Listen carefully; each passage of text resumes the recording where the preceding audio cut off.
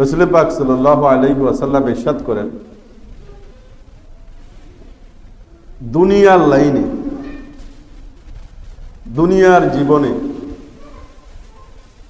তোমার চেয়ে যে নিচু, তোমার চেয়ে যার অবস্থান একটু নিচের দিকে, তুমি তার দিকে তাকাও।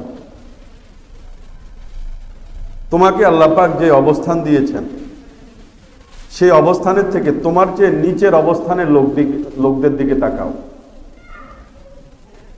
যে তখন তোমাকে আল্লাহ পাক যে নিয়ামত দিয়েছেন, যে অবস্থাটা দিয়েছেন, এটা তোমার সামনে ফুটে উঠবে। তখন তোমার অন্তর, তোমার দিল স্থির হবে, পেরেশানি মুক্ত হবে, এবং তুমি মনে করতে পারবে যে আমার যে হাজারো লাখো কোটি কোটি মানুষ কি আছে, অনেক কষ্টে আছে, অনেক খারাপ অবস্থার মধ্যে আছে, অনেক দুরবস্থার মধ্যে আছে। আল্লাহ আমাকে অনেক ভালো অবস্থায় রেখেছেন।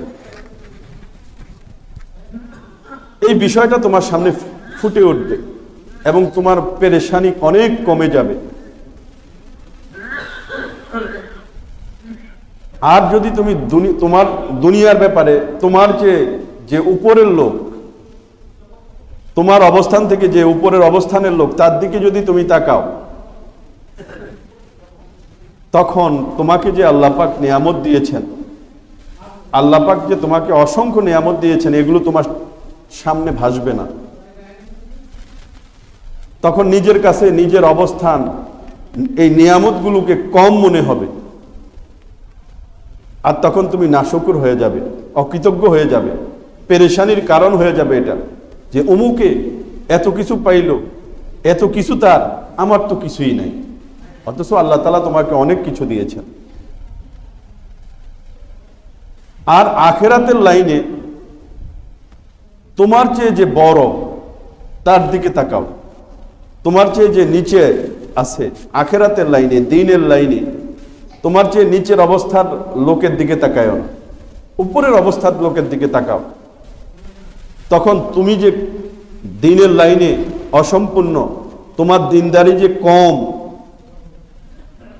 তোমার মধ্যে যে আমল আখলাক কম, এটা তোমার সামনে ফুটে উঠবে।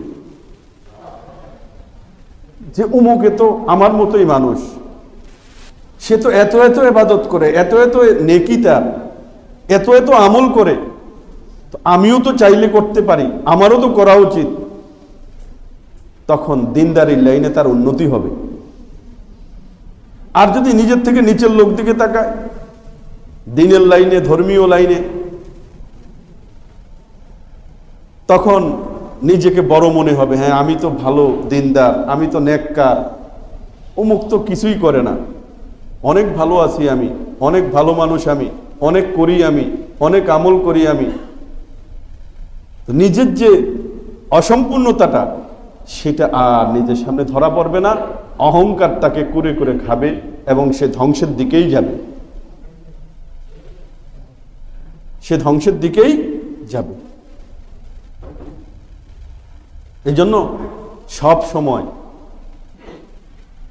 এই দুনিয়ার লাইনে পেরেশানি মুক্ত থাকার জন্য, আখিরাতের উন্নতি সাধন করার জন্য রাসূল পাক সাল্লাল্লাহু আলাইহি ওয়াসাল্লামের এই চিকিৎসাটা আমাদেরকে কি করতে হবে? ফলো করতে হবে।